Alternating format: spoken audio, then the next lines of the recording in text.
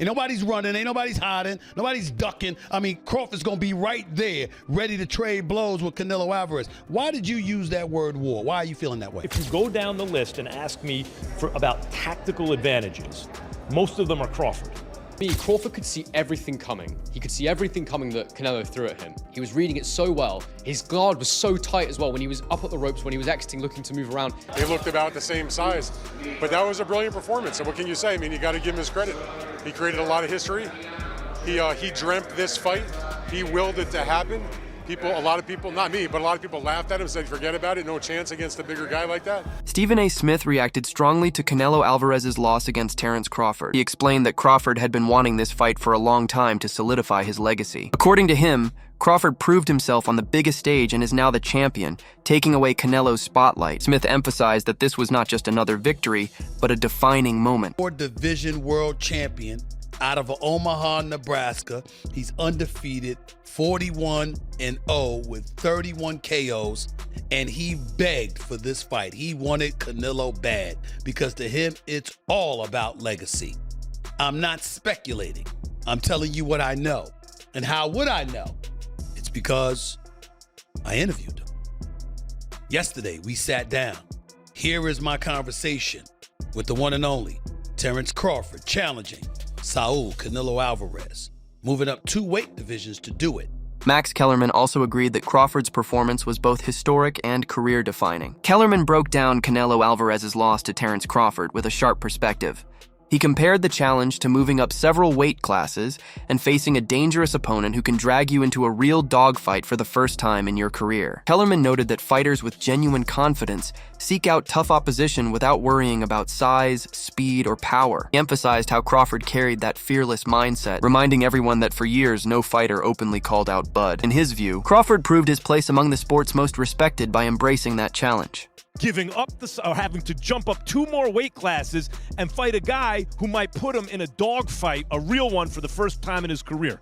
When we get put in that position, we go find opposition to make that happen. You understand me? So when we go looking for the opposition, we're not concerned about how big they are, how fast they are, how strong they are. We feel like we got enough that we can bring to the table with anybody. That night I fought John Ruiz, I didn't care who was over there. Whoever they brought out that locker room was going to get it. You understand me? That's just what it was. And I think Bud kind of has that feeling. Now, Bud, you got to remember, has been around for a long time. Nobody called him out. You understand me? All the time Floyd came at the boxing floor, never said, I want Bud Crawford. No one ever said his name. Hey, all I know is one thing. Israel Mazrimov, he didn't get it. He barely lost. Yeah, but I'm just saying, but nobody called his name. Shakur Stevenson's admiration for Terence Crawford has always been evident. But after Crawford's emphatic victory over Canelo Alvarez, his words carried even greater weight. Shakur explained that Crawford not only delivered on everything he promised before the fight, but also demonstrated why he is held in such high regard. Stevenson admitted that from the earliest stages of his own career, he had studied Crawford's style, mentality, and discipline. Watching his idol achieve such a historic feat confirmed for Shakur that greatness is built on years of preparation and consistency. To him, Crawford is not just a champion inside the ring, but also a mentor figure who represents the standard of excellence younger fighters aspire to. Cook Canelo. He said he was going to outbox him. He did exactly what I called years ago, and tonight he proved that he's the greatest boxer that ever lived. Well, in the interview that didn't work, you said you felt like going on a run watching that tonight. How much inspiration can you take from someone like Terence? I take everything from him. I've been around him since I was a kid, and just watching that greatness. Stephen A. Smith reflected on how determined Terence Crawford was heading into the Canelo fight. He explained that while some fighters might have requested a superstar like Canelo to move down to a more comfortable weight class, Crawford insisted on stepping into Canelo's territory at 168 pounds. For Crawford, the challenge was never about convenience, it was about legacy. Stephen reminded viewers that Canelo Alvarez is still one of the sport's most elite fighters, with a resume stacked with championships across multiple divisions.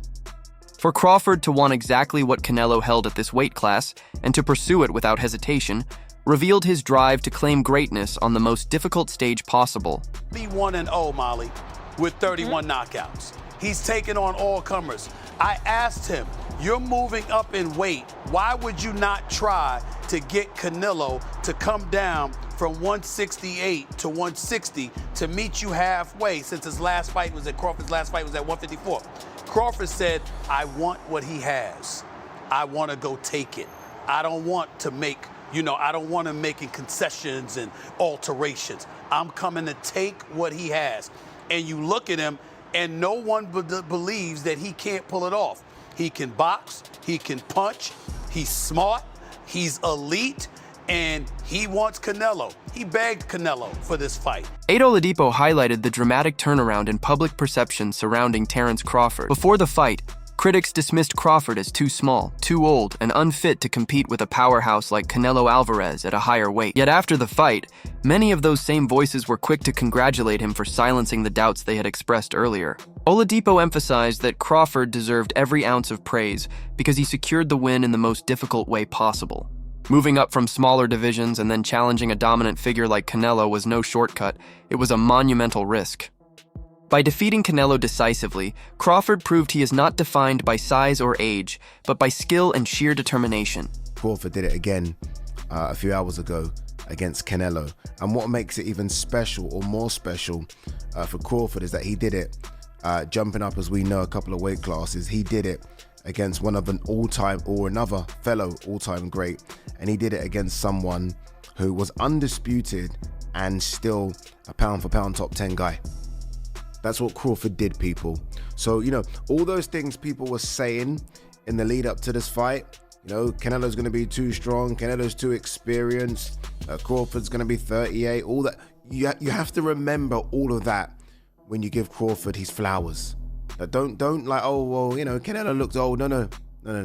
I don't want to hear any of that. I've started to see a few people on Twitter start to kind of sort of find excuses already. No. Remember everything you said, because Crawford deserves all of that. All of that. Crawford was incredible. Honestly, in the pocket, he was at times showing Canelo, no, I'm stronger than you. I'm going to bully you. Oh, you think you're going to get me in the clinch because you're Mr. 168? No, look at the size of me. I'm jacked as well. I'm swole. And he was moving Canelo around. So by doing that, he got his respect. He didn't switch to orthodox once, stayed in the southpaw stance because he realized early, oh, Canelo don't like this. Canelo does not like this southpaw stance. Canelo's tripping over himself. I'm going to stay here. I'm not going to switch it. No, I like this work. I'm going to stay here. On the ropes, it's like, okay, come in. Because when you come in, I've got that as well. And I can hurt you as well. Spinning off the ropes. His jab was fantastic. They put up the jab numbers. He was out jabbing Canelo it was almost like 10-1, maybe even 20-1. It was fantastic. And when he needed to land those power shots, he was landing those power shots. It was an incredible performance. The Wade concept analyst offered an important perspective by shutting down the narrative that Canelo's loss could be dismissed as the decline of a fading champion. He pointed out that Crawford is actually older than Canelo, meaning age cannot be used as an excuse for Alvarez's defeat.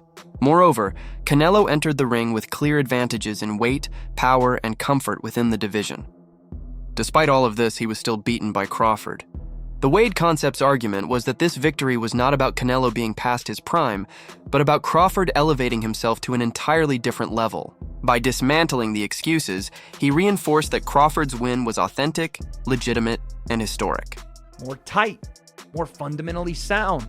While Canelo, even when he was able to get to range, which wasn't a lot, it wasn't often, he was having a hard time landing clean because everything was super wide and out here and to the body out there. And Crawford would either circle out to that same side, to Canelo's lead hand side. He would circle away because Canelo would step straight to Crawford and chase him and not necessarily cut him off. And even when he threw that hook, I was looking for the hook from Canelo right hand as he stepped through, right? Corral with the lead hand, bang the right hand because you're fighting a southpaw. So yeah, your jab may not be as effective in landing and managing distance and all those things, even though for Terence it kind of was. For Canelo, I was expecting a lot more of that right hand down the middle and over the top, and him jabbing his way, feint jab right hand, and then that lead hook that I thought he would be able to corral Crawford, because Crawford did want to move away from Canelo. He did. He wanted to move away from that power hand. Smart to do. Canelo never took that extra step to step outside of Crawford's lead foot. Again, that orthodox southpaw matchup, it's always going to be a battle of that lead foot. He never took that next step to get outside of that lead foot and then step through Crawford, step to his left where Crawford was going and land his right hand. He just felt like he was falling off to his right with his right hand, and once he fell off to his right after he threw the right hand, there was no follow-ups because he was off balance, and Crawford was out the gate and circling back to reset the action. This was a masterful display from Terence Crawford. And again, I looked at this fight, and I don't want to do the thing where I said, oh, Canelo's washed, he's over the top, he's old. Terence Crawford's older than Canelo. Is he as weathered as far as fights are concerned? No.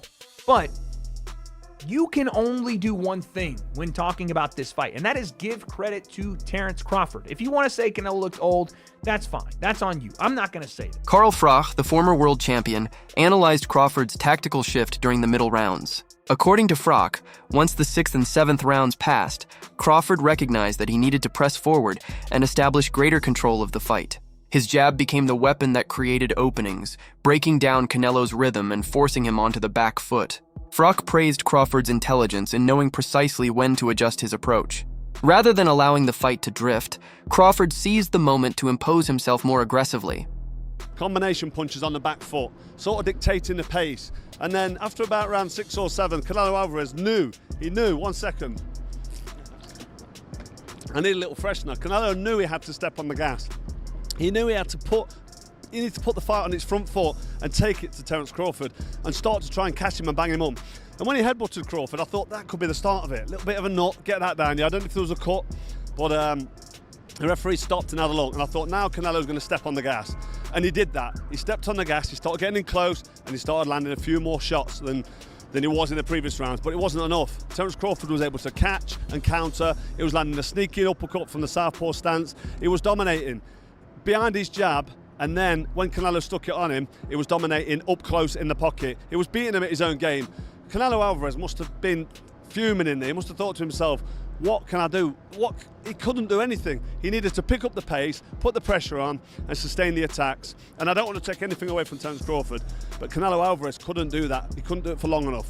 Crawford looked like he could have done 20 rounds in there tonight at that pace, the way he was dictating and controlling. And Canelo Alvarez was getting marked up, he was breathing heavy, he was getting tired, he was reaching with shots, and it was getting torn apart. It was an absolute masterclass by Terence Crawford. Canelo tried, Canelo came and he had a go, but to be honest, I don't want to rain on the parade of Crawford, but Canelo Alvarez, for me, is well past his best now. He's seen better days. He hasn't got the pace, he hasn't got the fitness to sustain the attack. Afterwards in the interview, he said, I felt great, it's great, I feel good. And don't forget, Crawford's a couple of years older. So I think it's the miles on the clock. Canelo Alvarez had like 67 fights. I know Crawford's had a fair few fights, but he's about 20 fights behind him. So the miles on the clock have caught up with Canelo Alvarez. He's feeling the pace, he's feeling the age. Another boxing analyst went into detail about why Terence Crawford's victory over Canelo Alvarez should be remembered as a masterclass in ring intelligence. He described Crawford's performance as nothing short of genius, pointing out how he seemed to anticipate nearly every punch Canelo attempted to throw. Rather than reacting late, Crawford had clearly studied Canelo's tendencies and was ready with the right counters before the shots even came. This level of foresight allowed Crawford to stay one step ahead from start to finish, forcing Canelo into a position where his offense looked limited and predictable. The analyst noted that many fighters, even those with world-class skills, tend to freeze under the pressure of Canelo's heavy combinations. Crawford, however, dismantled them with calm precision, never appearing rattled or overwhelmed. His approach was not based on brute strength, but on preparation, ring IQ, and strategic discipline. Each defensive maneuver transitioned seamlessly into sharp offense, keeping Canelo off balance. According to the analyst, this was not an upset born of luck. It was the result of years of experience and meticulous planning. Crawford's ability to neutralize one of the sport's most dangerous fighters solidified him as one of boxing's greatest tacticians. Constantly throwing the lead left hook to try and cut this off. And when he did get his foot to the outside, that was an option. But over time, Crawford, as he always does, as the genius boxer that he is and is able to do, starts to find those counter punches. And there was two counters in particular that I noted during the fight that I felt were absolutely key for Crawford. The first was the counter off that left hook to the body. Now, Canelo did land these sometimes. That left hook he throws, the lead left hook, is quite unpredictable. But he started to land it quite effectively to the body from time to time. But what Crawford was doing was he was catching it with his elbow, and then he'd throw the straight left hand back at Canelo as a counter shot. He'd throw multiple shots. And what I really loved about his counter work was he'd never throw more than singles or twos or threes. He never got carried away. He never did too much with Canelo. Don't get me wrong though, Canelo was still defensively very astute in this fight, but he simply didn't have the foot speed to get to Crawford. He couldn't do it. And he didn't want to use his own jab because I believe Crawford's lead hand is so effective that southpaw stance really meant he could dominate the fight with his own lead hand. Canelo's not a massive jabber himself, but now that he was fighting someone closer to his size, I thought he might try and implement a jab, but he didn't because Crawford's counters were just too fast and too good. There was a couple of moments in this fight, and I said in my prediction I thought that you would see Crawford in moments looking absolutely electric and just outclassing Canelo, looking too fast and lighting him up, and we saw that. I'll never forget the beginning of round 9 where he actually stood in the pocket with Canelo and he just rolled with the shots and he was throwing counters. It was absolutely brilliant. But the second counter that he used that was really effective was he'd allow Canelo to throw that single right hand, that straight right hand, that backhand for Canelo, make him miss and come back with his own straight left hand over the top. I also thought that Crawford stabbing to the body was very good. He'd throw straight shots to the body, and that was something I predicted from the Lara fight that he would be able to do. That was also where I got the idea with the exits that I felt would be useful. And the reason we knew they'd be useful and important was because of Saunders just not really dealing with them too well. Dan Rafael provided an interesting perspective on how the fight was viewed beforehand. He explained that many fans and pundits laughed at the idea of Crawford defeating Canelo. Yet Crawford himself never saw it as an impossible task. Rafael argued that in Crawford's eyes, there was no significant size difference between him and Canelo. Rather than being intimidated, Crawford regarded them as equals, and that confidence carried into the ring. Rafael's remarks highlighted how self-belief is often the dividing line between success and failure. By refusing to internalize the doubts of others, Crawford positioned himself to shock the world and redefine the expectations of what was possible. Few rounds where he really started to back the supposed bigger guy up, although for me, they looked about the same size. But that was a brilliant performance, and what can you say? I mean, you got to give him his credit.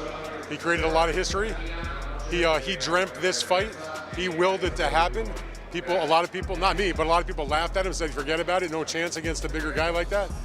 But he showed his greatness. You spoke about looking to back up Canelo in the fight, as you mentioned there, before it took place. How much of a surprise was it, though, just to see how comfortable he felt doing so? I think it took him a little while to figure out that, you know what, he doesn't hit as hard as some people were saying, and that I can get in and out, and I'm going to be able to stalk him and walk him down a little bit.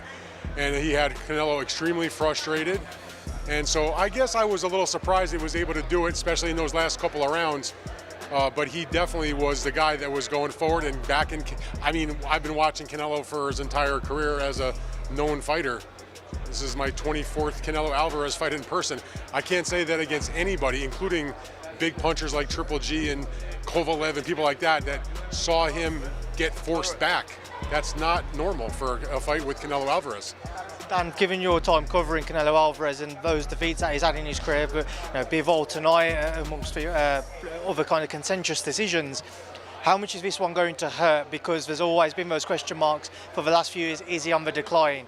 Now there's going to be more question marks. Is this the end of the road for Canelo, certainly at the elite level? I mean, listen, and this is not a disrespect to Canelo, because everybody who has ever read me, followed me, listened to me knows I love Canelo. I think he's one of the greats of all time. I think you can make a really good argument. Crawford's longtime trainer, Brian "Bo-Mac" McIntyre, closed the discussion with an emotional statement about his fighter's legacy.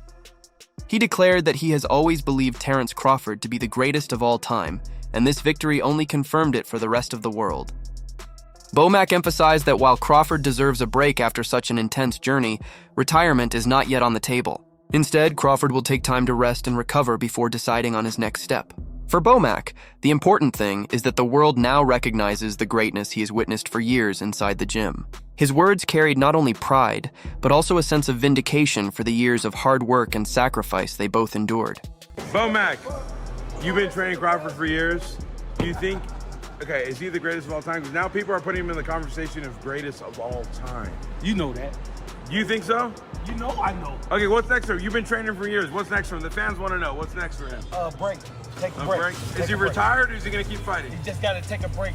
How are you celebrating? Listen, congratulations to you. Listen, congratulations to you. How are you celebrating?